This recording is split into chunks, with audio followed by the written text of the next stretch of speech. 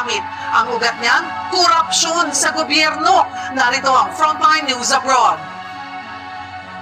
Puwersahan ng pinasok ng mga galit na Indonesian ang bahay ng ilang miyembro ng parliament. Isa na riyan si MP Ahmad Saroni. Kabilang sa pinutiri ng publiko ang luxury cars na pag-aari ng politiko. Pinagpapalo at winasak nila yan. Ang mga kanyang mga gamit mula refrigerator, TV, mga plato, mamahaling damit, relo at bag at kahit pang life-size Iron Man statue, pinalay. Nilooban din na tinagtad ng spray paint ang bahay ng politikong si Uya Kuya.